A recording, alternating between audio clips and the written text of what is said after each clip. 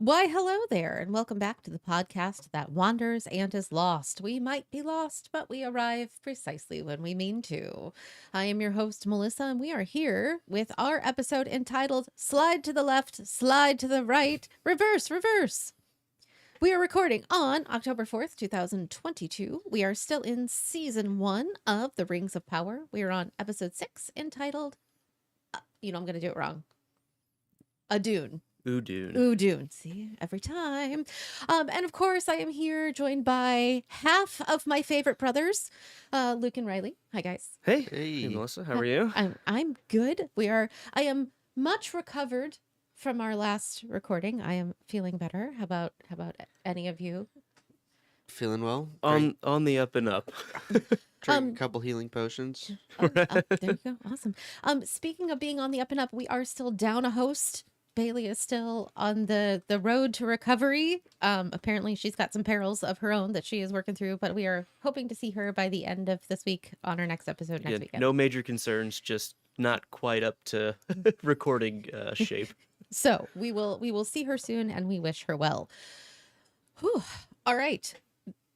We thank you for being here. Don't forget that this show and all of our shows here at Drawbridge Media are produced with the love and support of our wonderful Imaginary Legion patrons. Learn more about our reward tiers at patreon.com/stayimaginary. And as always, thank you to our listeners and our Legion patrons for staying curious, staying kind, and staying awesome. We are here tonight discussing episode 6. Not going to say the word. Because me with pronunciation, if you've been listening to any of our shows for the last 6 years, I don't do that as well. It's fine. But this episode was 1 hour and 9 minutes long. It aired this past Friday on September 30th, 2022. The director was Charlotte Brandstrom, and the writers were Nicholas Adams, Justin Doyle, John Payne, and Patrick McKay. Luke, can you hit us up with the incredibly detailed episode description? A lot going on here. Let me see. I'm going to take a deep breath before this one. Adar and his army march on Osterith. That's it. Oh, wait, I didn't even notice you had started, That was and then you it. were done. That's it. Yeah, it was a short synopsis. Probably not a whole lot happens in this episode then. I mean, there's just a marching, right? Yeah. Okay. So we changed up our format slightly. Just for this one. Just for this one. Typically, we've been talking about chunks. We decided to go linear. As we'll see why as we continue. So Riley has taken it upon himself. He is going to be our knower of scenes. So he's going to start us off. Yep, we're going to start with Adar, Arondir, and Bronwyn. Adar rallies his troops in an Aragorn-esque speech. They storm the tower only to find it almost empty. Arondir performs a one-elf ambush, and the walls come tumbling down. So I like that we start off with Adar, Yeah. right? March on. They got a little blindsided at first. No one was there. That was unexpected for them. Yeah, definitely a trap has been laid, right? I mean, this is clearly exactly what Arondir was hoping for. Once Bronwyn last episode says, when they come, this tower will fall. What if we make this tower fall on them? Yeah. Pretty convenient, but cool scene. I mean, regardless of how plot easy it is to just let that happen, it's a little easier said than done to take a tower down like that. But hey, it happens. And I thought the visuals were cool with it. Absolutely. I think Arondir's kind of a badass too. So it was nice to see him getting to do some of those things that we saw in that episode back when he had been captive. Last episode was less action-packed-y. Mm-hmm. So we're starting off strong with some good. Very good so far. Action-packed Pee-wee. I love the development of his D&D character that we're getting. He's obvious, and we'll find out more later in the episode. I'll bring it up again, but he is definitely not a straight up fighter.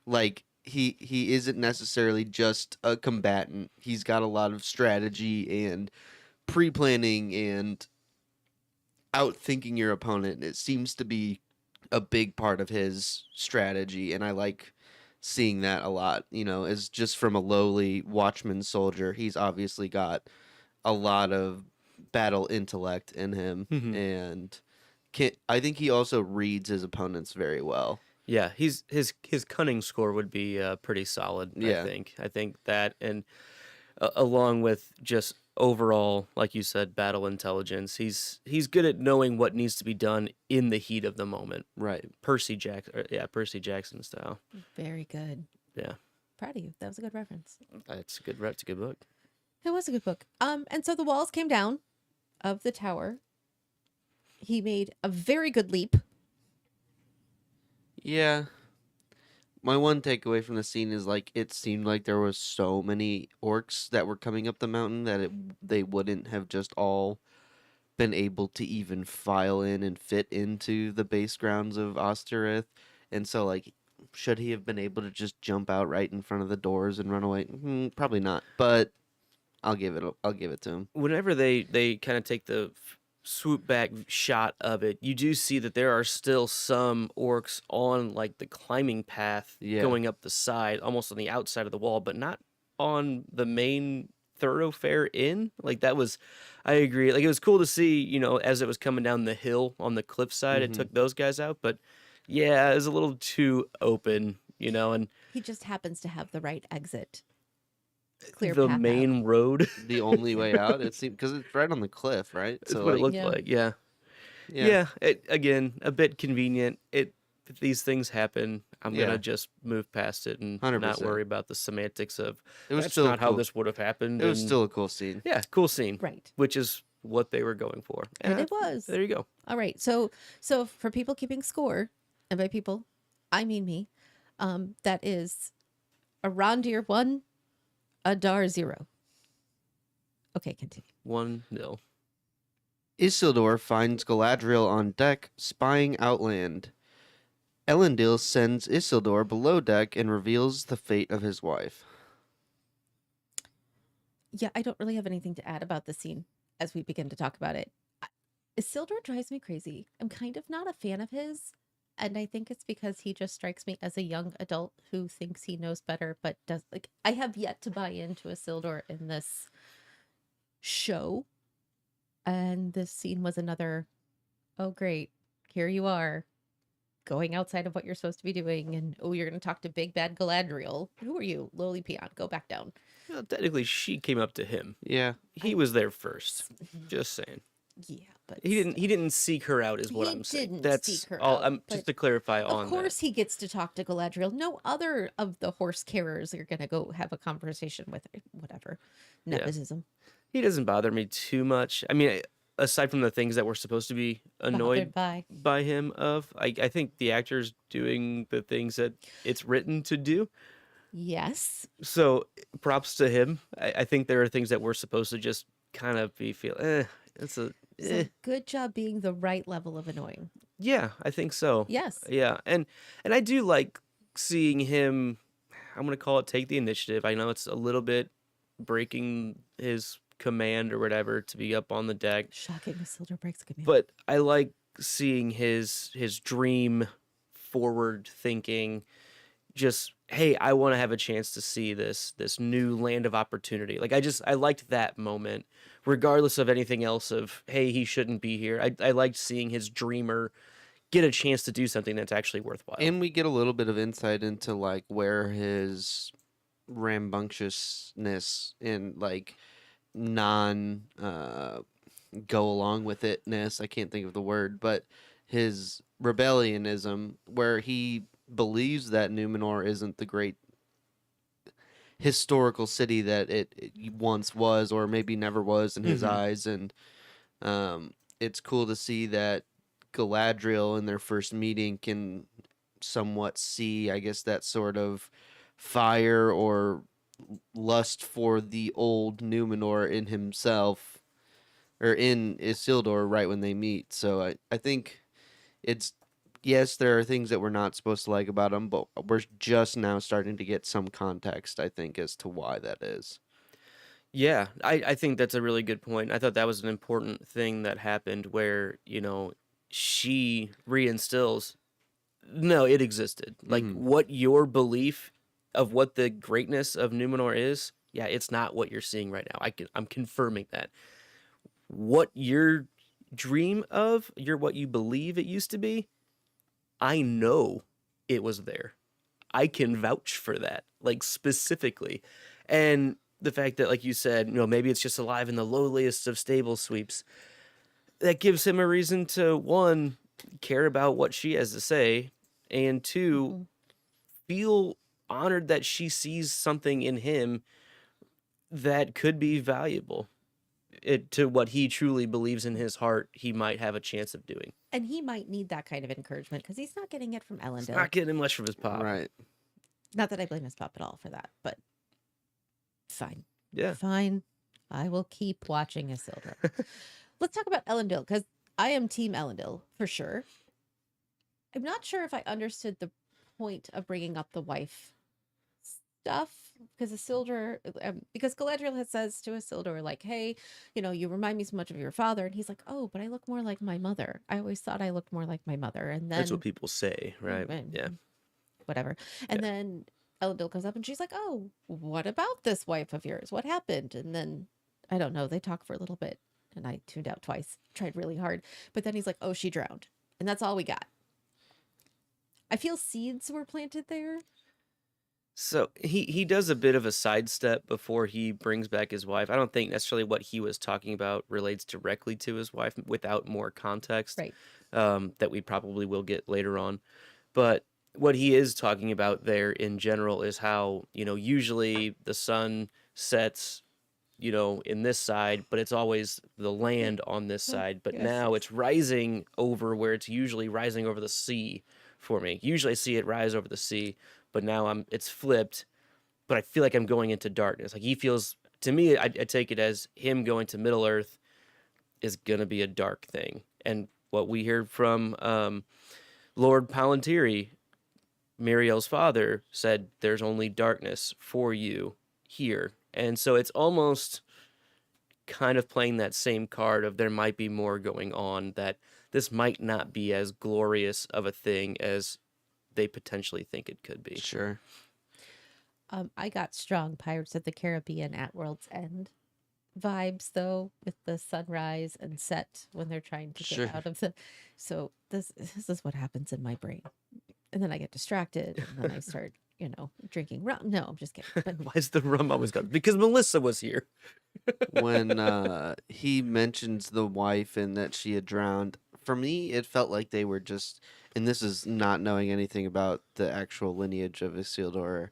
It just felt like a check mark off the box for people who are like wondering, like, What's the story? what's the story of his mom? I felt like they were just. I mean, there might be something that comes of it later, or maybe related to the voice that we hear yeah, for Isildur or something.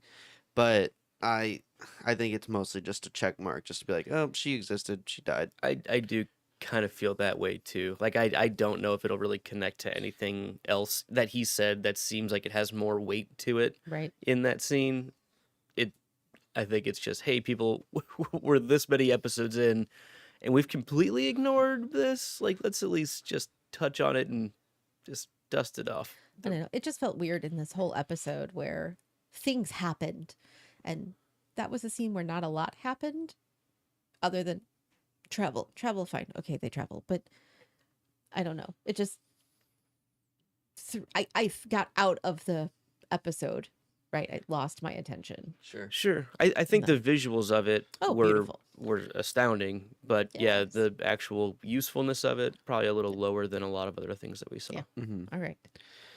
Next scene, Arondir proves that the key cannot be destroyed. He then attempts to hide it. The Southlanders prepare a defense in the town. Theo asks his mother for an old pep talk. Arondir and Bronwyn make future plans. So it felt very Gandalf throwing the ring into this teeny tiny fire with Arondir just like hitting it with this little hammer. Like, oh, we're gonna break it. Really? Oh, it's indestructible. But you just hit it with the hammer. Okay, so you're hitting it with the hammer. What else can we try? Do we have any other options? Oh, we're gonna hide it. Okay. It's obviously a +1 magical item that cannot be destroyed by normal means. Normal crafting. Yep. Yes, but maybe one or two other attempts, right? Well, he may have hit use a smaller hammer before that.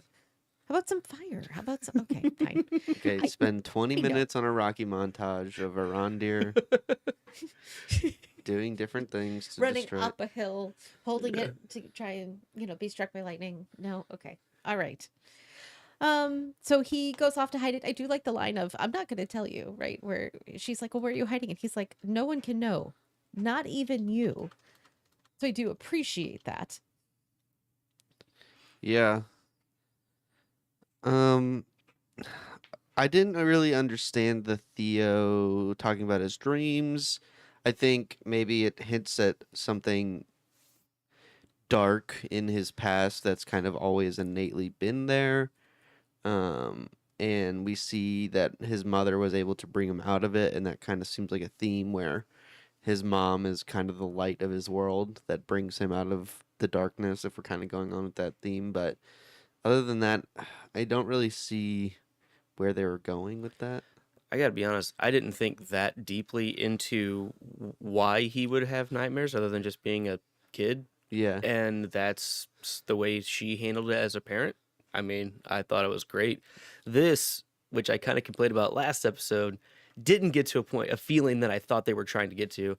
I thought they nailed that pre-Helm's Deep dire circumstance feeling of the townsfolk preparing, knowing that, man, we know something's coming and we're going to do what we can, but, this could be it for real. Like, we're planning what we can, but I felt like this was that voiceover that it turns Sure. into really gets to that feel of similar things that we had with like Eowyn and Aragorn going pre-Helm's Deep.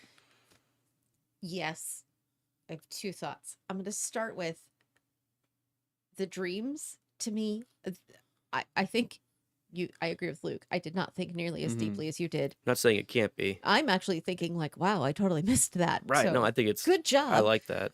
I just took it as this is a little kid who, no matter how big he seems, is still not that far off from being a little kid who just wants to feel better by something that his mom used to say that made him feel better. Right. I thought it was cute. Even adults want that sometimes. Just Yes. give me some kind of reassurance. Even if it's Anything. a lie, which he kind of said it that way. He's like, I know it's, but can you just say the thing? Right. So I liked that. Getting back to the Helm's Deep thing, the reason why I think it worked better here, right? We think back to the movie, and really in the movie, not the book, because none of the rest of this happened in the book, but in the movie, we had the long journey to Helm's Deep, which was annoying and also bad eating because they put Eowyn in charge of food, but it was fine. But then we had the It was warg one attack. stew. It was one stew. It was memorable. But we had the warg attack, which made it feel more imminent than just the walking. Once the wargs hit, then it was like, oh, well, now we actually, like, now there was this threat of danger. Now there is actual danger. Last episode, there was just the threat of danger. This episode, we've already had one attack of the orcs. We've already survived that and changed locations. So we haven't been able to keep this village up for days and weeks and hold it up. We've been here a couple days at the most, likely, if we're lucky. So that imminent part of it is much more apparent this time because we had a fight scene, right? We're still 1-0. Sure. Okay. Yeah, but I just appreciated that they got the small folk feel of that danger. Yeah. I thought they did a good job selling it. Can we talk about Arondir and Bronwyn making future plans together? And talk Yeah. about Alpharin seeds. Yeah. I'm a fan of it. They finally get their chance, Who knows if that's the end of it, but they obviously share similar feelings for each other. We know that now. So all of the Arondir was weird in the first episode stuff can go away because it's reciprocated. You, before I fix my face. Yeah, I mean, I think it's fine. I think they're a pretty good team. And one part of this that we kind of skipped over before the Theo thing, is they kind of talk about everyone doing their part. And, Arondir gives a nice speech and, kind of says, like, do you believe it? And he really gets everyone behind him. But then he's kind of being the cheerleader, and she's still being kind of the commander, which is kind of a cool change on Gender that. swap. Yeah, and I think it fits both so well, because he's sort of trying to convince people, like, hey, we can do this. And she's like, well, I'm doing like the logistics of, you all know your jobs, go do your jobs. And I just liked that they're working so well together. And then they have this intimate scene here where she needs a little reassurance again, right? And even again, one more time earlier, when he says, I'm going to go hide the sword key thing, he's like, I need to make sure no one knows, even you. Not, because she's already shown at one point She was willing to give it a up. little hesitation Yeah. to go back. So he knows that literally no one here besides me can know, or else it could go at any time. But I like the fact that she's asking for that reassurance and, are you afraid? And he kind of gets her mind off of it a little bit, but still makes it a valuable relationship moment between the two of them. Okay, so I know in the first episode I was very against them getting together. I'm still not a huge fan, simply because it goes against there were 3 matches of elf and human. 3. And they're accounted for. But putting that aside, I think they did it really well. I like that it waited this long. I like that we're in dire circumstances and we better speak up now, or, we could die. I'm kind of waiting for one of them to die, which is totally terrible. I know that. It's going to happen. In my head, I was like, if there were only 3 accounted for, blah, blah, blah, blah, blah. There's an expiration date on this. Yes. And I'm That's how I kind feel of about it. here for it. Like, I like the idea of the Tragic romance on it. yes. And I think we see later in the episode where they are playing towards people like you with your knowledge. I know, Big time. which is fine. Yeah. I'm here for it. I'm okay with that. I think if they get a happy ending, that's the only time I would be disappointed. Oh, I don't Which know. sounds terrible because I like them both and they're great together. It is like the one Tolkien thing that I'm not letting go of. You still haven't just come to grips with it could just be different, And- because there's plenty of those already. And that's the weird thing. Everything else, I'm like, yeah, it's okay. It's fine. I'm right. This You're acting like such a girl right now, Melissa. It's so apparently weird. it's my hill to die on. Please don't have a love story. They suck. Fair. I think they're doing a good job with it. I do too. And it's also not too much of a love story like we thought it was going to be in the first Mhm. episode. So I really liked As that. soon as it becomes a love triangle, I'm not watching the show anymore. If that happens, I'm out. Unless there it's is- with Adar, in which case that would be interesting. It's just not needed. Come on, I'm not saying it wouldn't be- hilarious. Uh, Okay, fine. Riley, you were saying something. Sorry. Never mind. Okay.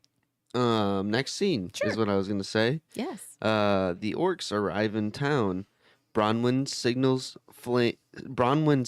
flame is out, but she improvises. Arondir and the townsfolk shoot from the high ground on the trapped orcs. He is then taken down from the roof and fights a big guy hand to hand, but is saved by Bronwyn. The battle is won until it isn't. another trap being set, right? This is another attempt at round them up, set them on fire. That's kind of the idea here. I mean, when you have a limited supply of people and a whole town, you use your resources. And you're not at Thermopylae. Yes. We're going to let you keep going with that. Yeah, well, you don't have the hot gates. 300, come on. There you go. Where you can funnel them down. They don't have an easy No. Choke point. choke point, on-field advantage. Yeah. They have to create that advantage because I they don't mean- have the numbers. They don't have the fighting skills. They don't have the overall commanding just prowess that Adar has, and how reliably the orcs will just follow him no matter what, to the death automatically. They have all the advantages, the orc Mhm. side, Adar's side. So yeah, why wouldn't you try to up the stakes on your side, up the advantage on your side? The other thing, like, we saw Arondir teaching them how to shoot a bow and arrow last episode. Very little training as well. They do have the high ground. Mm-hmm. I mean, they create it. Yeah, absolutely. So I had, Star Wars Easy, Anakin. flashbacks. I really loved this chunk of the scene, but also had some like big problems with it. Okay. I don't feel like the outcome of this first wave of the battle is fair with how little, like, so we have like this double-edged sword for me where we see Arondir go into town on the roof, and then he has to go hand-to-hand combat with a stronger foe than him. Now, obviously, not every orc is that big. So far, the best fight scene of the series, 100%, the one-on-one between him and the orc. Fantastic backwards crescent kick in the face. Incredible. But we see him as the elite fighter that he is compared to his teammates struggling big time. Mhm. And then we see kind of like they do trap them, but then they also don't. And then I guess there's an ambush, right? But it doesn't seem to me that the townsfolk would have come out on top without the help of Arondir physically being in that fight in front of the tavern and at the limited training skills that they have. Like, it didn't seem like they had weaned down that big crowd of orcs like enough. And we later learned that it's not just orcs, it's a lot of their townsfolk kin that turned on them. But it just didn't seem like the numbers added up. Like, they weren't that stunned by the trap. The people on the roofs didn't protect themselves with cover, so they got sniped out pretty fast. The ambushers didn't seem that fully stacked. So I don't see how once Arondir gets saved by Bronwyn, they all can just cheer and it's all over. Like, I have a hard time believing that they clean up like that. Just add it up. Like, Yes. I- Yes. The only, I'm not going to say pushback, wondering I have for you is if the large group of orc attackers are really just a few orcs and a lot of men, yeah, those men have the same level of fighting skill as our 100%. men, and our men have the high ground, at least to start, and then we have the strategy. And I wouldn't have I really don't have that big of a problem with it. I would have less of a problem with it if we got more of a clear answer as to the split of the crowd. Like, because it didn't seem like we only saw the faces of two guys, right? It Right. seemed in the It's- fighting that there were a lot of orcs. Yeah. Right. In Right. the intro where they're all walking across, they're speaking in orc, and there just seemed like a lot of orcs. Obviously, that was a part of the deception of the show, Mm-hmm. but I don't know. Yeah, and if you think back to, which I thought was a really cool scene, there when they're walking up in the dark and you see the fire. torches There's start so coming out. many. There were so many. I just, in general, I thought that was a cool way of doing it. Again, Yeah. that kind of had the vibes of when you're looking out over the walls of Helm's Deep and you just see the mass marching in. It gave me like- Battle for Winterfell vibes too, Sure. Yeah. big time. Yeah, I get that. There were a lot of torches there. Yeah, Not And then they like orcs. between two buildings, they have these two carts that set a fire line up, and no one can get over this fire line. It was a bit thin. I guess that you have the element of surprise, so like they're hesitated, but then they still like wait to hop up and start firing arrows, and yeah, I just don't know. There were a lot of really good things. There were maybe some inconsistencies on the Yeah. numbers and how well that sells in the scene. Because, like you said, as soon as big orc, big bad brute is taken down, everyone's like, "Yeah, the land is ours." Like, is it? yeah.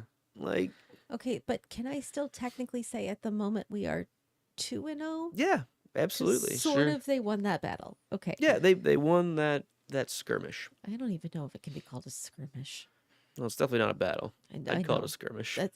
I was using the word battle, and that's just wrong. I think even skirmish is It's too strong heavy. a word. It's more of a tiff.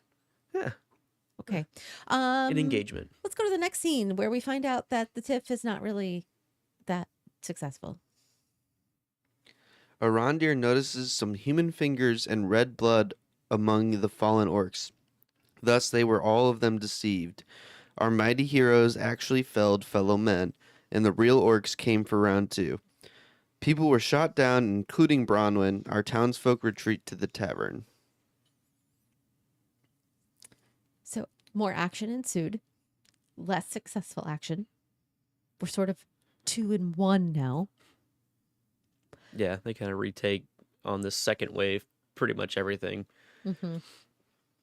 I mean, we already kind of talked about how they were using some of their own townsfolk against them here. I mean, I would expect that. I mean, Right. it was unfortunate that they learned it at that moment. Yeah. You know, it made it like kind of a unfortunate thing for them, but maybe more emotionally invested as to maybe this is tougher being a battle, a skirmish, a tiff, than just killing mindless orcs.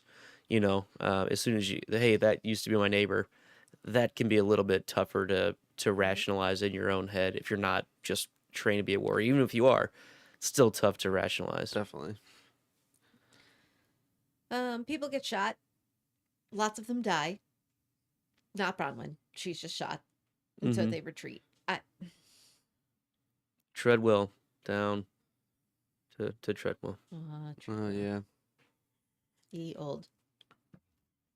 I don't know. I don't really have anything else to say about this except that, like, it was a really good strategy on the orcs' part. It was successful. Yeah. Sure, make them shoot their shot first. See how strong they are. Test the water. Right. React. Send some decoys. Especially expendables. Adar is obviously a very skilled tactician as well. It's curious. I'm curious as to how he knew for sure they were going back to the town. I guess there's not really anywhere else to go, I think potentially. it's just let's But- check there first yeah. because where else would we look? But why the double waved attack? I get why if you know they're there, but it seemed a little like over. I don't know. I'm not It could've taking it been- away from him, Could but have just been a scout group that he sends in, An and then advanced guard. as soon as they see anything, you got people that peel off, run back as messengers saying, "Hey, yeah, they are here." yeah. Yeah, I mean, I agree. It's if you I don't just know think it's necessarily a the- battle. Very often the passage of time in this show is a little hard to follow, where in some other shows I feel like it's done really well, but not saying that it's Let me tell you, the overall timeline in this show is pissing a lot of people Yeah. off. So I can't. But you mean more just narratively, cinematically, within the scenes that they're showing. they don't necessarily always feel as long as I think they're expecting you to think things are Mhm. going, It kind of making you make the mental leap to Yeah. assume that things take certain which time is periods. fine, but it's something that I'm learning. Like I think you have to learn to like accept where they want you to think. Mhm. How So, they're running the show. yeah. A little bit. I mean, it's their show. We're just living in it. Absolutely. All right. Next scene. Yeah. Only Bronwyn gets treatment in the tavern and had her wounds cauterized. Unsurprisingly, she lives. Adar and his merry band arrive. I actually wrote a note here, and Bronwyn seems to have plot armor. A bit right now, yeah. Like, I get it. She's kind of important-ish, sort of. But, like, everybody else who got shot died? Everybody else? Well, we don't know if everyone else. The one guy, everyone else outside didn't make it in. Sure. And everybody else they showed inside who got shot didn't make it. Well, just the one guy. There could have been others. Sure. I think there were others personally that made it in and just aren't as bothered as she is. Mm-hmm. It just maybe didn't pierce all the way through their upper chest like hers did. That's a pretty rough spot. Yeah. But other people just maybe got it in the ankle. Yeah, it's gonna be painful. Yeah, it's gonna hurt. But at the same time, it's not necessarily dire in this moment. All right. You got a little while before infection sets in. Fine. And honestly, using the wood stick to cauterize the wound. That's not bad. That's not a bad idea. I was watching it with my son, who's like, "Wait, what are they doing? Why are they shoving that stick in her skin?" It's like, "No, they're burning the skin closed so she stops bleeding." He was like, "Oh, well, that makes sense." Like, great. So, a side note to family: if my son walks around with a stick threatening to burn you if you've got a cut, It's because he cares about you. it is all done in. It's funny. My son watched this part with me too, and he was like, What's going on there?" And I explained what cauterization was. I can't say he was too interested in doing it to others, but he understands the concept now. If I had a son who watched this with me, he would already know what cauterization is. All right. So, okay. So we're failing as parents I mean, I fail as a parent daily. every so, day. What's Kind of the nature of parenting. what's one more? Adar gets here. Comes in and goes right to around here and says, speaks to him in Not Quenya. yet. No? Not yet. We have one scene before that happens. He just arrives in the town, but something happens before Adar actually gets to the tavern. Another scene. It's another scene. Luke, I think Oh! you read this one. I forgot about this scene. It's the most important scene of the show. I get to introduce this scene. Cut to horses. A lot of horses. Dun, dun, dun, dun, dun, dun, And there's that. A lot of horses. Dun, dun, dun, dun, dun. And then we're back at the tavern. It was a lot of horses. Cool shot. It was a cool It shot. was a cool shot. And like Morfydd Clark, Galadriel, looked pretty awesome leading Oh, the yeah. charge on that full gallop. That looked pretty cool, in my opinion. I always wonder, is it her on the full gallop or is it like really good CGI with a horse Right, yeah. woman? I couldn't tell in that one. double? Horses in liked this- particular, I look for I liked that. this better than the slow motion Morfydd Clark Oh horse my scene back God. in episode 3, I think, when she first gets to Numenor. Ugh. Yeah, that was really bad. That, Yeah, that might hold the candle for my least favorite least part favorite of the show. scene so far. Yeah, Yeah. but this horses was better. Better horses. Yeah, I thought it looked great. Not sure where they were staying on all the boats, but Well, there were stables. They had a stable it's suite. a lot of horses. Okay, fine. One of the boats was just manned by horses, just horsed by horses.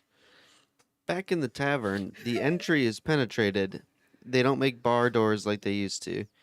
And the townspeople are quickly overtaken. Adar and Arondir reunite and bargain over the key. More unnamed die. Theo reveals the secret location of the key, and Adar pries it up. Adar hears a distant rumbling and goes outside where Waldrig is waiting to investigate. So this is where Arondir and Adar say, "Hey, buddy, it's been a while." Yeah, hey, you know what I want. Give it to me. Bring it over. You're done. Like, you've lost, right? And then Arondir stands up and he's, up for himself and says, "I'm not going to do that," kind of thing. I'm going to push back. I'm going to call your bluff. You let them all go, and then we'll talk about Very it. Western hero moment, right? Right. Like Let everyone else, let all the hostages free. literally a showdown at the OK Corral, really- like in yeah. the tavern. Right. And our hero in the white knight hat was like, "I won't let you let my people go." And Adar's like, "No, stab, Real slow Mhm. stabs. Like, stab." those are some really wickedly sharp orc blades, right? Like, just slice right through with little effort. Yep. I don't know if it's that easy. I don't think I need to figure that out. I don't need a test run. It's okay. Yeah, but more unnamed people die right there because Arondir's playing the hero, right? And Adar's not playing around. But guess who doesn't die? Bronwyn. Bronwyn.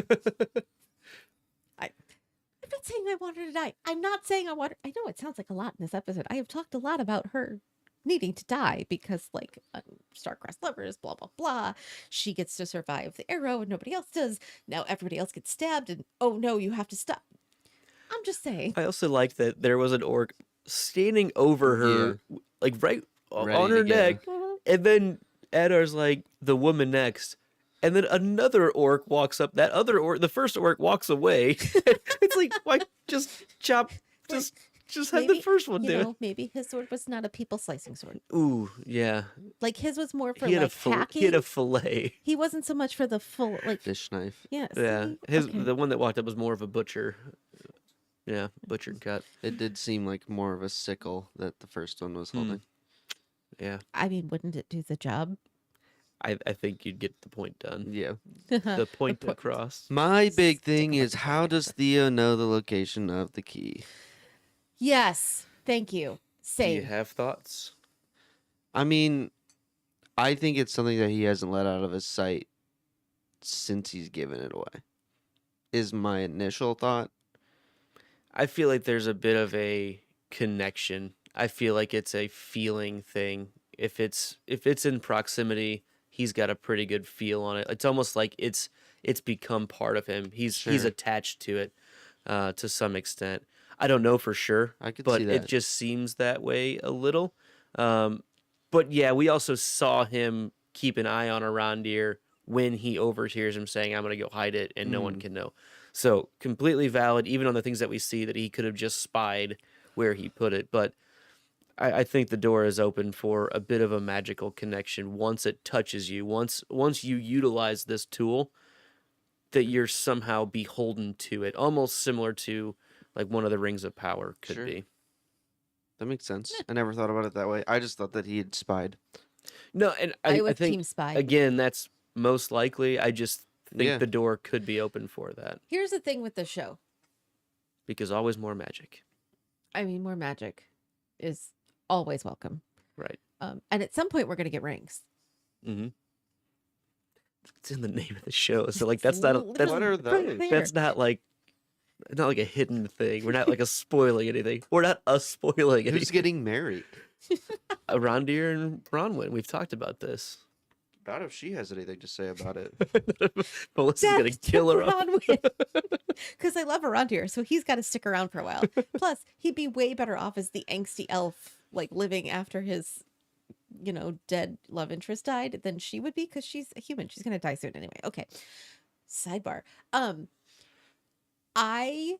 The thing I like about this show is that there are so many things in there that I have to go back multiple times to watch to even notice the first time or the second time. Like when Arondir first noticed that it was humans and not orcs that they had killed, the first time through, it wasn't until he pulled the mask off that I noticed. The second time through, it cut to a pile of them and you could just see some fingers. Mhm. And I didn't notice that the first time. Red blood. Even before the red Sure. blood, Yeah. there was just a hand, Mm-hmm. like a human hand. Right. So I feel like there are things that we saw in the first few episodes that right now we're getting back to and saying, oh, that's what that is. And some of them are a little more obvious, like the King of the Southlanders. Like, I get it. But this could be one of those things. Like, how did Theo know? That was never addressed. It was never brought up. Why did we bring up Elendil's dead wife? It has not been addressed. Mm-hmm. Again, there are just things that Seeds. keep getting dropped. Mm-hmm. And what I'm excited to see is how do those seeds get picked back up? It's late for me. I'm old. How do they get picked back up either in this season or even in further seasons? I'm fine with it Right. being later. But my fear is that they're going to be like Lost, where That's- they've put all of these seeds out and we never find out why there was a polar bear on the island. In some ways, there never was. That's just as This is valid. not I've never that even show. watched that show, but Um, I know it's completely valid. I am of like your second side because I typically don't use my brain when I don't have to. So like I enjoy The do nothing option is always an option. I enjoy being shown everything, and I'm starting to get. I maybe am getting a little better at it because of the show of like having to notice off-screen things and accept them. But I'm just so used to being shown every action, and I don't know. I don't hate that we have to put things together because I know it's good and interesting for like the majority of enthused watchers, but it's something that's like not my favorite. I just want the good car scene that makes sense, and the chase scene, and the fight scene, and I don't want to have to think really hard about Well, it. and I want like the relationship development to make sense. Like I think all of like the Halbrand and Galadriel stuff that we've gotten so far makes, for the most part, pretty like good sense. Like Because we've seen their development. They're not doing anything off screen right, that you're like, and oh, by the way, now we're best friends. yeah, we got a little bit of that last episode, but Yeah, but not a lot. yeah. Yeah, I agree. All right. Do we want to talk about the rumbling at all and Adar going outside to investigate the rumbling? Yeah, I mean, And Waldrake's there. immediately Waldrag gets a task, right? We just real quick offhand comment Mhm. as this rumbling starts, which we know to be the cavalry coming, and Adar comes out to check it out. He says, "Waldrick, I have a task for you." That's the whole thing, right? Mhm. And it's brief, it's quick. You kind of forget about it, right? That's the reason they're doing it, is so Mhm. you don't think about it until we Mhm. find And out I'm later. okay with how it turns out. I'm okay with that kind of thing. Yeah. Mhm. Because this is right after Adar does get his hands back on the key sword scepter thing. Yeah. So he walks out with that in hand and just has a thing for Waldreg. They hear the horse hooves coming, right? And next scene. The cavalry arrives, literally. More fighting happens. Valendil saves Antimo. Isildur itches to join the fight. Halbrand saves Elendil. Galadriel gets the lay of the land from Arondir and pursues Eddar, with Halbrand close behind. Halbrand takes out Eddar's horse, but is locked from the final kill by Galadriel. Not gonna lie, it was like every time you blink, you had more people on screen. So writing this it felt a lot like trying to write a description of the last scene of Infinity War. Sure. Sure. Yeah. This, and then this, and then this. And this is So- the first time we've had something like this where we Yes. have just about every named character from two plots, two areas coming together for the first time, right? Mhm. We don't obviously no Harfoots and the few Numenorians that we left, and no Khazad-dûm, Linden stuff, but all of the people from the Southland, all the people from Numenor that matter for now, Yeah. are all right here for the first time, and it does have that kind of ooh, some of our buddies are meeting each other for the first time kind of feel, you know, and some of them are just a brief little hey, I saw him. That was it, pretty much. We get some neat fighting from Valendil, right? Yeah. Yeah. And kind of saves his buddy Antimo. That was a close call, Yeah. Good thing he got trained by Galadriel. right? Yeah, he told you can't just be brute, strength. You Right. got to be swift and think. You have to Sticking with the outthink him, pointy end. pretty much. So some more good action here, right? We see some good horse Yes. back The riding. chain was awesome. The chain was cool. The side riding Oh, that from Galadriel does Galadriel, is yeah. awesome. She seems like I bet she's doing that. I bet Morfydd Clark is a trained horseback rider, or they have a good way of doing the stunt doubles. Totally possible, but it looked pretty believable that it Right. was her. And I love that we get in the small, like, brief respite that we get in the fight, Theo goes around her. He's like, "Who is that?" And just like showcasing how amazing she is in the fight. It was funny. Bailey did send me a message because she was trying to be on the episode tonight, and she sent me a message as she was watching again today, and she goes, "I think Theo has a crush on Galadriel." I was like, "Why wouldn't he? Why Yeah. he should?" Like, I think I would if I was him for sure. Who doesn't? Right? She's incredible. Yeah. Like that was awesome. But he just saw like, wait, what? She. And the- What? and the- It gets better. Because unlike when she was introduced to Halbrand as literally swimming in an ocean, or to the Numenorians where she came in demanding things, this is Galadriel, right? That Specifically her element. Mhm. at least show Galadriel. Right. Not going there. Warrior princess. Warrior Princess Galadriel in her full warrior princess element with somebody to actually fight for the first time in the whole series. Right. Yeah. This is the first non-training yard. Or I'm searching for an enemy. The ice troll, the cave troll. It's just but- one troll. Right. Yeah. I like a good fight scene. It was a good Yeah. fight scene. Mhm. And that's really all I got. And we got a cool little flurry and spear work from Halbrand Yeah. showing Saving Elendil, right? well, yeah, and once he starts following Galadriel, he like picks up the spear and like Mm-hmm. bow staffs it around, Sure. showcasing some skill and actual value from Halbrand. So yeah. obviously we know he can fight with his hands, but it's cool to see he's actually probably a trained warrior as well. I am Team Halbrand. Like, he is, if not my top, he is in my top 2 favorite characters in the entire show. And in this episode, he is my absolute number 1 favorite because the other one's not in this episode. I love him. I'm going to be really disappointed when he becomes a ring wraith. We'll come back to that.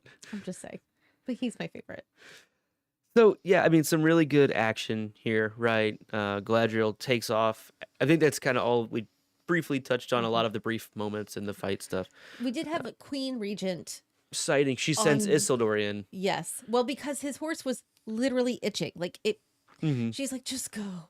Right. It's like, And it you're almost annoying me. Get out. seems like it's shot to make it seem as though he's the one that saves Elendil. Like, Mhm. because it's him kind of going in, realizing that he And his needs horse help. clears a bunch of people. Right, some good horseback jumping there. It's Halbrand that saves him, but they do have a nice moment with Isildur getting there kind of right afterwards and helping his dad up, and they kind of have a nice, hey, good work.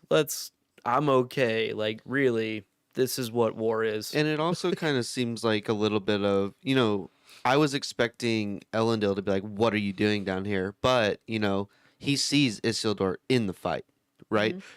We know way later on, somehow, those two fight together in another very important battle. It's cool to see maybe the start of that battlefield chemistry or trust building right here. For me, that was just something I noticed. I was like, oh, they get to fight together for the first time, which maybe that will give Elendil some Isildur points, hopefully. Yeah. Did Elendil use his sword? I don't think he used his sword in any of his stuff. He jumped off of his horse. No, that's Valandil that leaps off of his horse and tackles the guy. Elendil gets pulled off. He does. Okay, I by don't think he multiple- draws his sword, is all I'm saying. Yeah. I don't think so. Okay. Okay.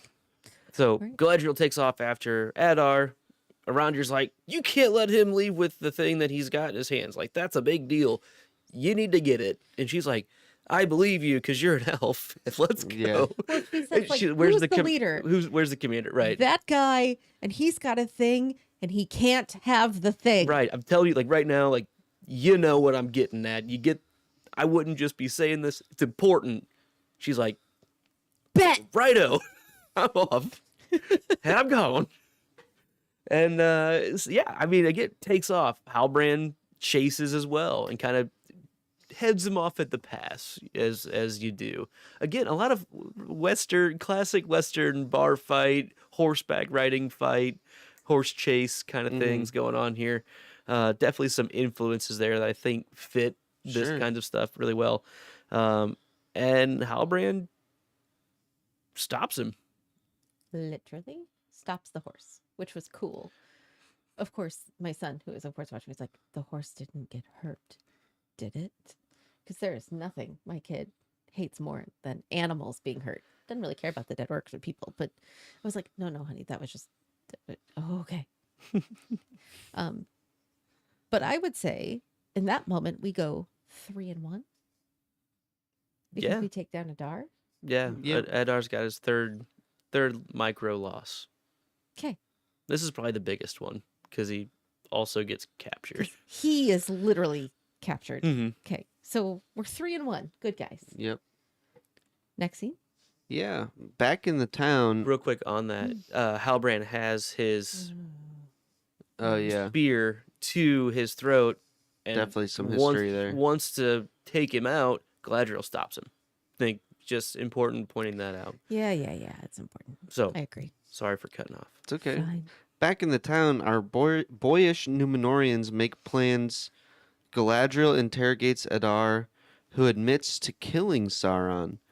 Galadriel doesn't believe him and they trade insults. This time it is Halbrand who stops her sword, and Adar asks who Halbrand is.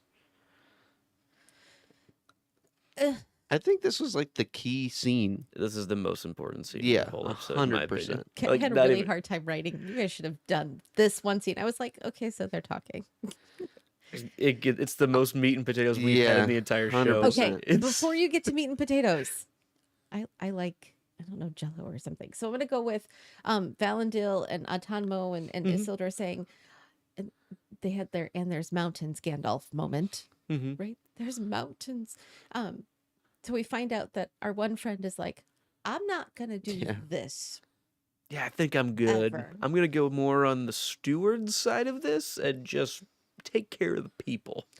I think that's a good fit for me. And Isildur's like, what? That was awesome. I'm Yeah. gonna go. He's like, He looked at him like, great. Have your moment. You do you. Yeah, I am not doing that. I just liked that they were like, that's cool. yeah. There was no like Mm-mm. disdain for him. It Mm-mm. was definitely a, if that's what you want, do it. Like, absolutely. And It was makes- good support. It was good friend support. All right. So then our two big powerfuls converse in a stable. Yeah, Adar's chained up to the post in the center of this barn, and we find out a lot, but not a lot. He is I forget, I know he says he's an Uruk, mhm. but what does Galadriel call him? A Moriandar? Moriandor, Moriandor, yeah. So, which is what I think I had said. I think he was earlier when we first met him. He's one of the precursor early forms of orcs of Sure. what the early elves that were tortured and twisted. That's just what made sense to me. Just looking at him, he's very elf-ish. A fallen elf. Right. Basically, The Dark elf. dark elves, Yeah. and I'm glad that we just get right to it. But he also makes some really interesting conversation of like, yeah, all of these Uruk, all of my children have names. Mhm. They have hearts.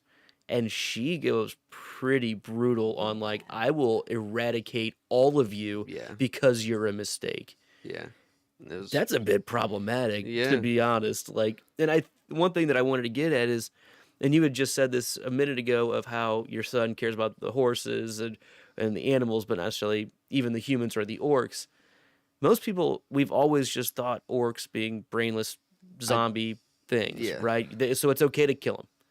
I like that this show, which has always been kind of a criticism of even the main Absolutely. Lord of the That's Rings been book a big series, problem for me. and I like that they're showing. I don't want to use the word humanity, but They're there's an actual individual being with consciousness, with feelings, hopes, and dreams in these creatures, Mhm. and I love that they're opening that I door. think that it's something I wanted to say at the beginning of the episode, but I wanted to wait till this moment, is how that opening speech where Adar is like, we do this as brothers, we Mhm. do this together for ourselves to find a home. And it's really, I think the obvious thing is that they're trying to paint orcs in this light where maybe they do have some, maybe they are worthy of the same breath that the elves and men and dwarves we see are taking. Yeah, well, they're from the same breath of fire that the elves are. Specifically, they're a direct offshoot from the elves. Mhm. It's the exact same. I like it a lot. Yeah, I like it quite a lot, and He kind of drills the nail into the coffin too, and he says, if you are looking for Sauron's, or if you're looking for Sauron's true disciple, maybe you should look in the mirror. And because he's not the only elf that's cursed by darkness or something Mhm. like that. I thought that was obviously is what set her off, but I thought that was interesting. That's obviously like kind of what's trying to be painted right here. I think we're seeing this scene in the way that it's shot and the dialogue is written from Adar's side. I agree. think. Yeah, I agree. It's kind of more sympathetic to him Yeah. in this moment, even though, and yes, I think it's great to see that there is more to the Uruk than just brainless killing machines, right? I think that's very important to see. I don't really agree with their methods on what they're doing. Sure. That's the dichotomy of where Yeah. we're supposed to be, because they're still doing all of the orky things Yeah. of let's just go and eradicate everyone so we can do whatever. And usually they're being forced by whether it's Morgoth or Sauron or now Adar. They are typically, besides Adar, slaves to whatever that person's prerogative is. They're Hmm. doing it on their own, but it's the only skill set they have. So it's kind of interesting that we're Yeah. seeing them and we're respecting them as individuals more, but they're still using the same tactics of what they're trying to get to, regardless of saying like, "Hey, let's have a council. Can we like talk about this? Like, can we just like have a place to go? Like, we didn't ask to be the way we are." Yeah. Like, they're not using diplomacy at all. I don't trust him. Who, Adar? No. Like, maybe I'm more Team Galadriel than I realized. I don't trust. Do I think that the orcs or the uruks, whatever, have hearts and feelings? Sure. That does not change the fact that you're killing people to take over their towns because you want one. Mm-hmm. And I you, agree. you already killed some people back in the back there. Why didn't you stay there? You had all that land. So I don't trust that that's what he is after. He's saying we just want to land and we just want to live and we just want to whatever. Well, we heard way back at the beginning of this whole series that there's all these lands that are being destroyed. Why didn't you stay there? There's something else going on, and this is just his cover story. So Fair. I Totally like, fair. I don't trust him. Also, I don't want to. Another cool point from this scene that I picked up was when she called him a Moriander, and he was like, "We prefer Uruk." So that kind of to me implies that he's not the only one left, maybe, and that there are more of his group or kind. Or it's all of the orcs in general that Sure. would fall under that. Any of these twisted elves Sure. could probably fall under that name. Can we also talk about the fact that he said he killed Sauron? Yeah. I am kind of torn on that. One part of me thinks that he's just lying. And another part of me thinks that he is Sauron and he's saying that he killed that part of himself, sort of a Darth Vader situation. Because he's trying to take this new approach where he doesn't force the orcs to do what he desires, what he tries to bring their free will out and convince them to do things because it's in their best interest. Mm-hmm. But I'm still not sure. I think he might believe he did. We know that Sauron's been killed a couple times. I mean, not initially in the show, but What is dead may never die? pretty much. Yeah. I think that kind of applies. I have some thoughts that I'll save until a little bit later on that. Sure. But go ahead. Well, either he's lying because it's a cover story for things. See, we'll talk about it later. Or he really did, although I don't really believe that. Either way, telling her that is a very smart move on his part, regardless of the truth behind it, because either he's going to bring out her dark side by saying that, because he immediately follows it up with by saying, "What, you don't believe that one of us could do something like that?" That Like- what your whole northern army couldn't achieve, that one Uruk could do this. Right. So either by saying that, he's either finding a way in to bond with her, as in we are all on the same side, lie or not, or the dig in, look what I accomplished that you couldn't. Mhm. Just one more poke at her. And either way, truth or lying, it's going to accomplish that. So it doesn't matter if it's true in that moment. It's about getting the impact he wants on her, Sure. which is why I go back to, I don't trust anything he says, because he's saying things to get at A rise her. a rise out of her. Yes. Mm-hmm. And it's working. Yeah. certainly. as evidenced by Halbrand's very timely entrance. Yeah, so he stops Galadriel from killing him, right? She says, maybe I'll start with you. After she says, I'm going to eradicate every single orc on and I'm going to keep you alive just so I can whisper in your ear, I killed them all, kind of thing, right? And then she's like, well, maybe I'll just kill you instead right now, which that was a quick flip. Like, I'm going to keep you alive for Yeah. to the end of this age, or maybe like the next 10 seconds. Like, it was a bit of a jump. That goes back to her being unbalanced. A That little, was which I like. unbalanced, yeah. Yeah. And then that scene kind of ends with, Adar asking Halbrand, "Who are you?" Because earlier we didn't really mention Mhm. it. When Halbrand first sees Adar, they have the face-to-face. Halbrand says, do you remember me? Adar's like, no. And I think that is one of these seeds that we're going to have to hold on to. I could see potentially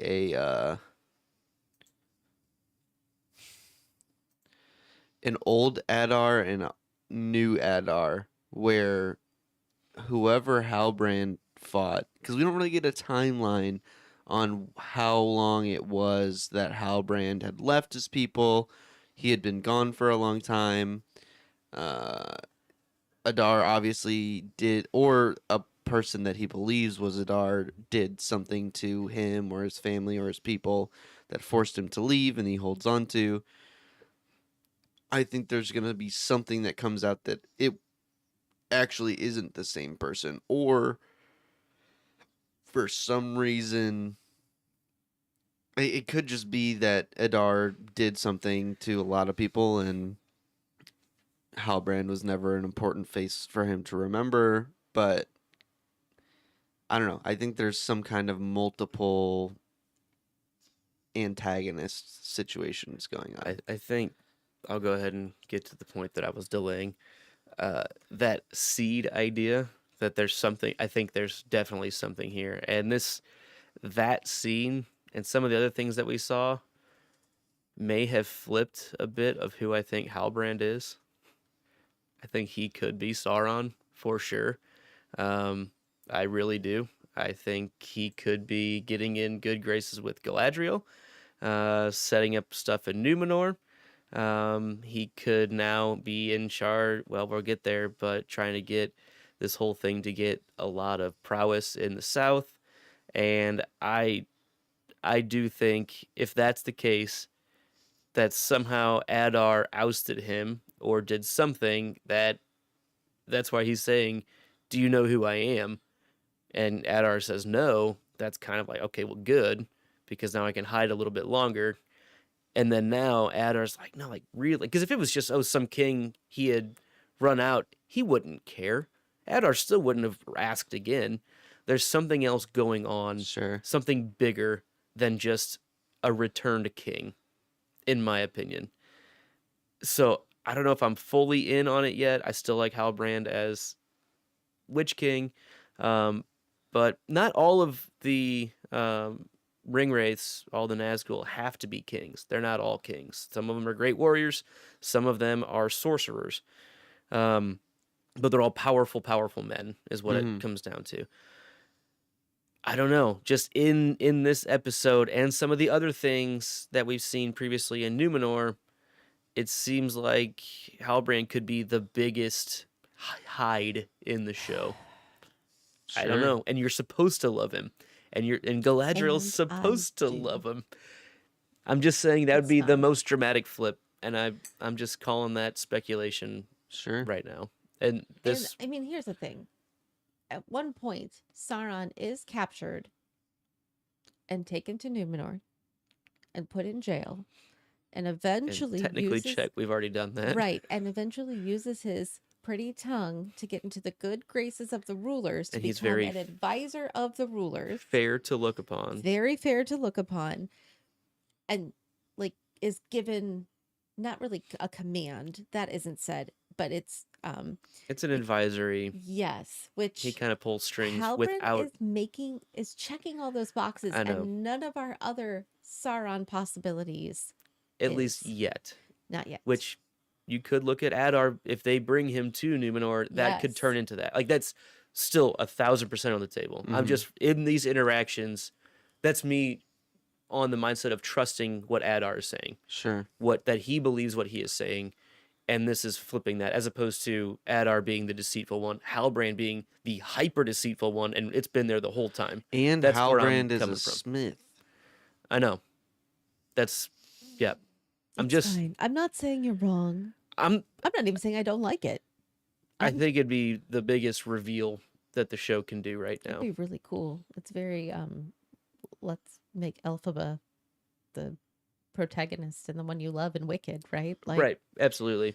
And I think the show would be thinking of doing that. They've had so many hidden characters already, right? Mm-hmm. everybody's a hidden character. Hidden character in our faces, right? So like we know they're going to turn to somewhat. That's people have said that right away from the beginning, but then it's like that's the more I've learned about it, the more we've seen. That's I think where I'm at right now. All right. We'll see.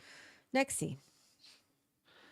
Queen Regent thanks Bronwyn for her leadership and offers an alternative leader if Bronwyn wants help. All hail King Halbrand. All hail. Galadriel gives Bronwyn the key retrieved from Madar. Arondir counsels Theo to let go of his pain by physically getting rid of the key, only to reveal a decoy axe. Dun dun dun. So the queen actually does something and just says, "Thank you." Hey, I heard you were cool. I think you did like a thing. Good job doing the thing. Do you want to be done doing the thing? Because I got a guy. Yeah, I could take that right off your shoulders. And Bronwyn's like, "Yep, Sure. I didn't want this. right." Halbrand's king. Huzzah. A reluctant king. As you should be. I know. What else? I have a thought about our earlier conversations between dealing with Arondir and Bronwyn's romance. You're saying that you like Arondir, so Bronwyn has to be the one that dies. I think we're supposed to like Arondir more, and he's gonna be the one that dies, and Bronwyn becomes Halbrand's wife, and Theo becomes heir to the throne. That could be. I mean, I'm a big fan of Theo eventually turning into a bad something or other. So sure. No, there's Yeah. definitely Theory. a path there. Yeah. Yeah. I think it also opens the door if again we're so convinced that one of them's gonna die, right? Like that's 100%. almost a guarantee. They General. might die together, which is like the worst. No, that'd be outcome. the worst. I would No. rather have them live happily No. ever after than Somebody that, in all has to be honesty. angsty about a death because otherwise, what's the point of everybody dying? You just Right. have Hamlet all over again. What a Hamlet, stupid Hamlet. end. Hate Hamlet. I Um, even hate the play called "I Hate Hamlet." yeah, I know. We've talked about this. It's probably the obvious choice narrative wise that it's Bronwyn that would die, right? Because then you get Theo getting really angsty about his mom being dead, and maybe he blames Arondir, so there's a break up there, and he turns evil because of that kind of thing. Like he just leans into it.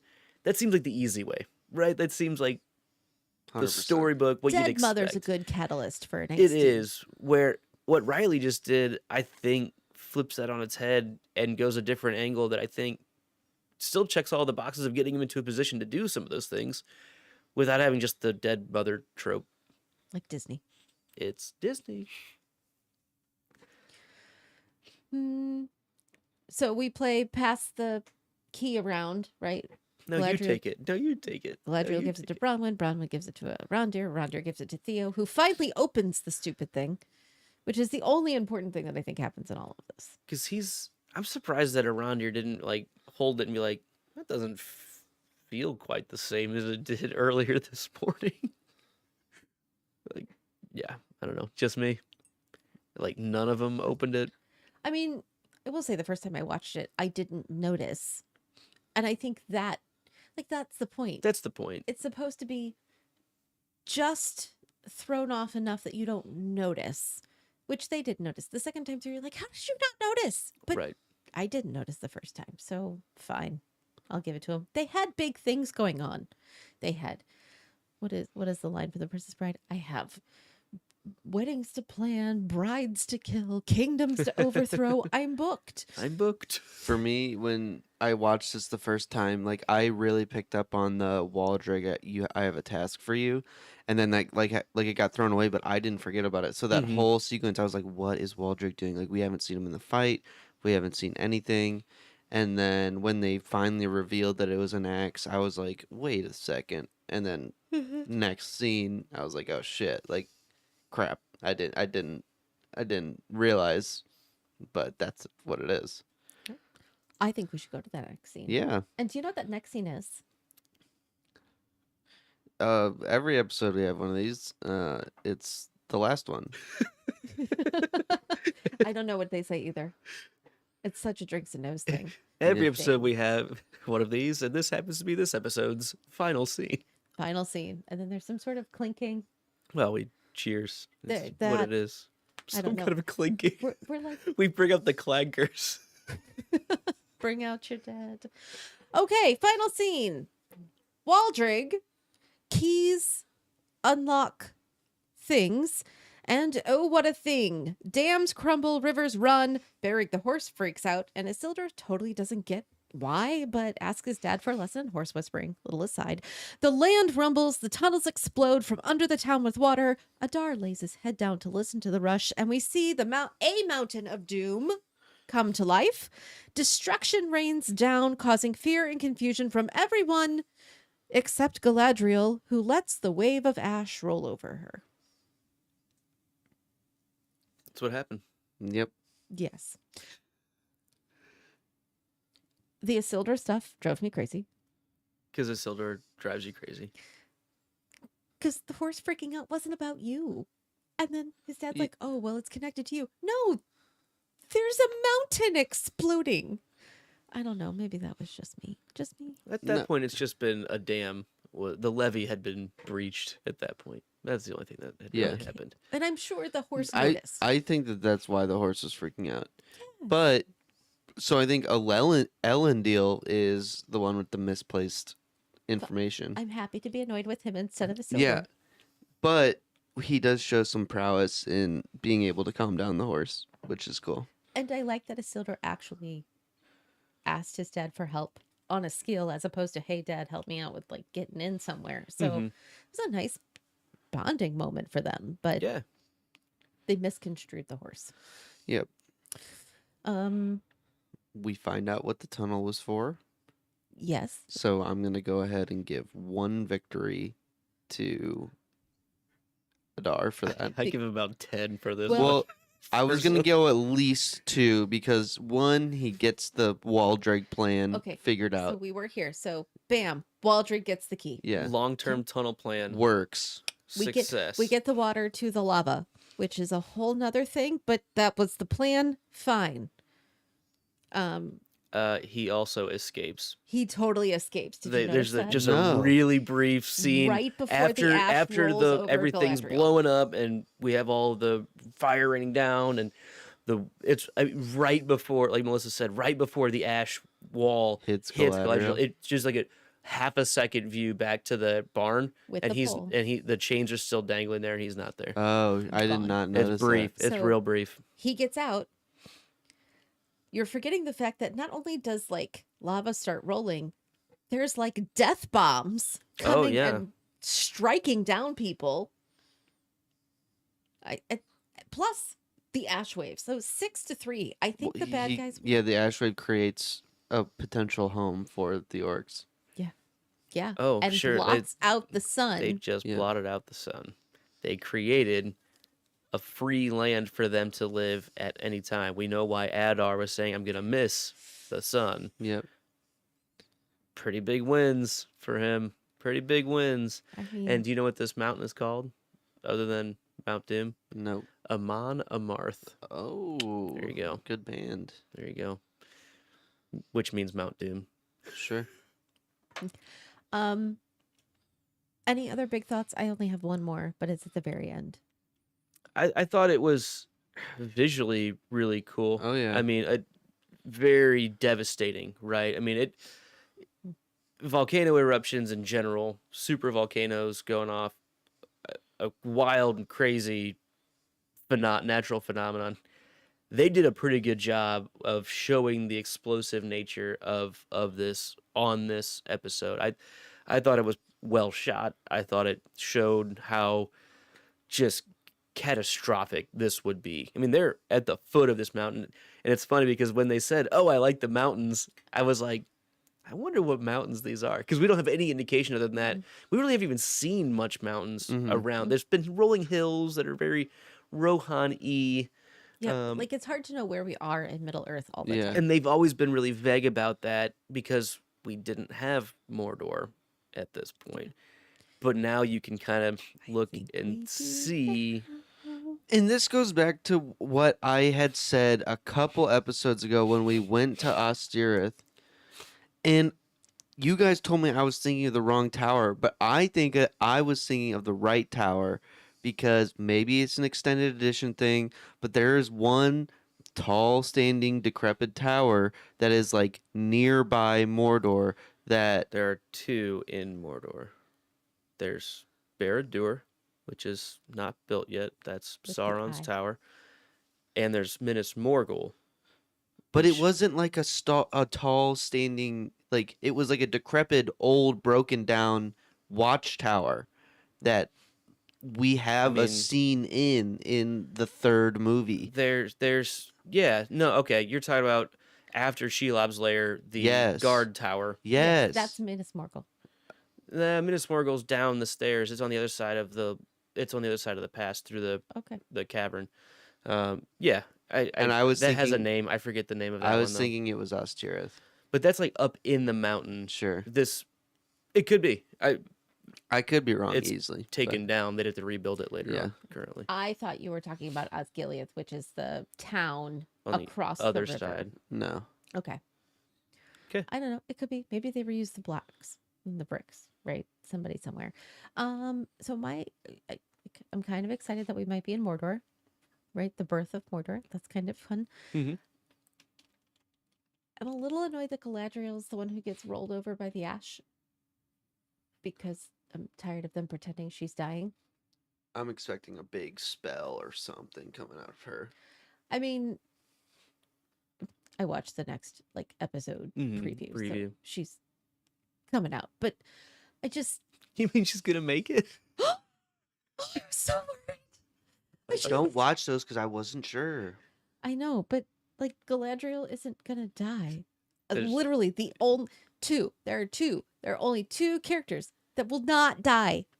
Her and Elrond, who wasn't even in this episode. Yeah. But Isildur's Big pretty safe. spoiler: so is Elrond. Galadriel, Elrond, and Isildur are not the ones that we know, and they are just people that are names of the ones that we know. I thought that- about that with Isildur, with some of the time problems of, what if it's just an earlier Isildur in the lineage? It's not, but after some conversations we had off screen, I said, well, what if that was a thing? But we're just not going to be jumping centuries Yeah. like it would take to make some of this rationalized. So Yeah. Sure. It's we're fine. just in a very condensed time period. We're going to enjoy the show as it is. Yes. Yep.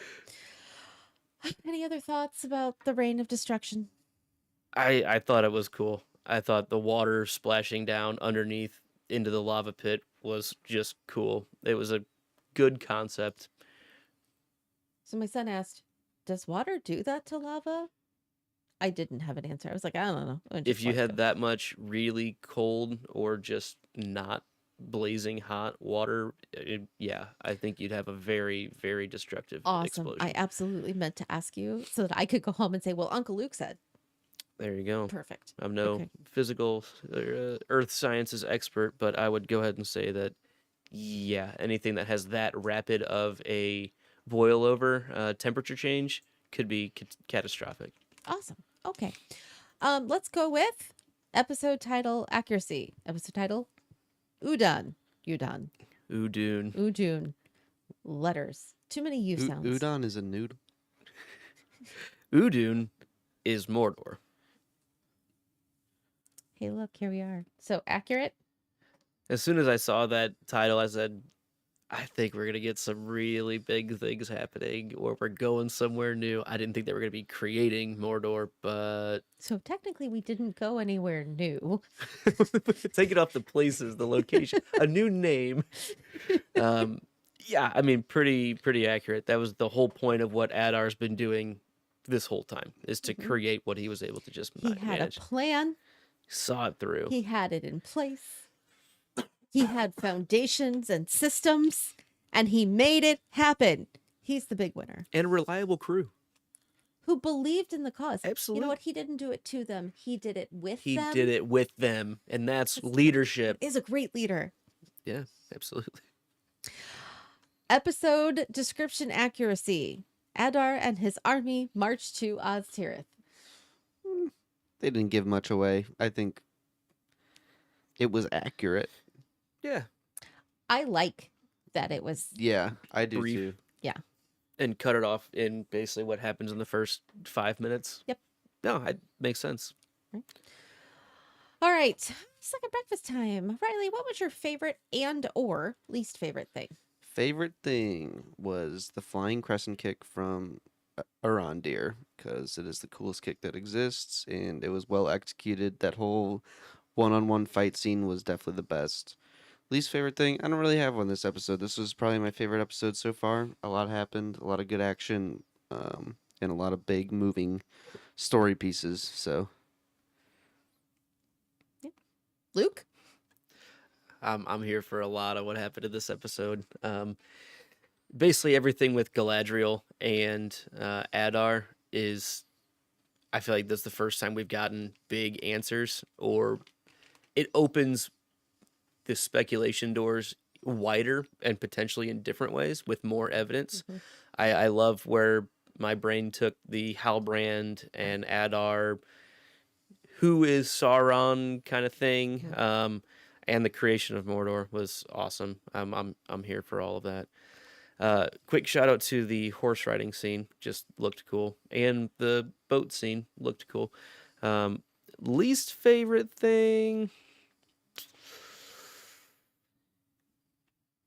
it was a little plot armory at times for certain characters, but I think they did do a good job of showing how dire some of these situations were. But yeah, a little easy on the trapping the orcs, I guess. A little Yeah. convenient at times, just for narrative or on-screen drama. That okay, yeah, I'd say that was my least favorite stuff. I mean, I like a good explosion fight scene, and this ended with a really good explosion. You had a horse chase too. I had a horse chase. I had Explosions. explosions. I had A flood. blood and guts and absolute no emotional just stabbing of people. How about the in the eye and the blood in Oh yeah, that was Arondir's really mouth? cool too, right? Like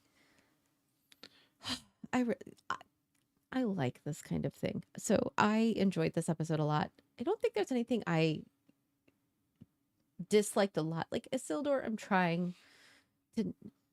I don't think I am annoyed by him as I play on TV. Sure. But he's not my favorite, just in general. Mhm.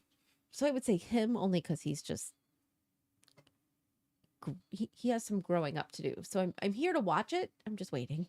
I have one more final thought that I just realized. Well, why don't you? We have that. Tell Final us. Cool. thoughts. So let's do that. Why don't you tell us about another Drawbridge Media podcast that everyone should turn into, and then you could tell us who you are and where to find you with your final thought. Yeah.